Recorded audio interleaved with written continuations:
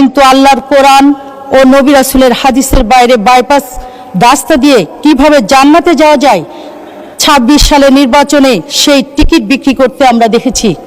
তেমনি জুলাই চেতনাকে বিক্রি করে ৭১কে ভোলানোর যে প্রচেষ্টা সেটি বাধাগ্রস্ত হবে। ওনারা চান না শিক্ষিত মা, শিক্ষিত জাতি।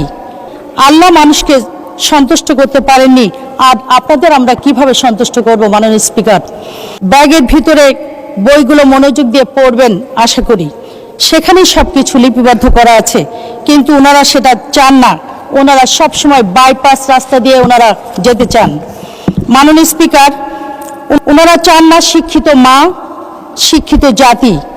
বাইপাস রাস্তা দিয়ে সহজে গন্তব্যে যাওয়া যায় জানি, কিন্তু আল্লাহর কোরআন ও নবী রাসূলের হাদিসের বাইরে বাইপাস রাস্তা দিয়ে কিভাবে জান্নাতে যাওয়া যায় ২৬ সালে নির্বাচনে সেই টিকিট বিক্রি করতে আমরা দেখেছি।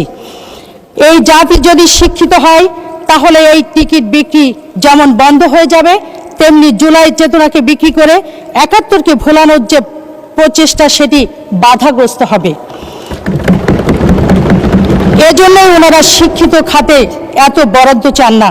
আল্লাহ পৃথিবীতে এমন এত নিয়ামত দিয়েছেন, আল্লাহ মানুষকে সন্তুষ্ট করতে পারেননি, আর আপনাদের আমরা কিভাবে সন্তুষ্ট করব? মাননীয় স্পিকার, বর্তমান সরকার সম্ভাবনাময় তরুণ জনগোষ্ঠীকে দেশের সবচেয়ে বড় সম্পদ ও উন্নয়নের চালিকা শক্তি হিসেবে বিবেচনা করছে।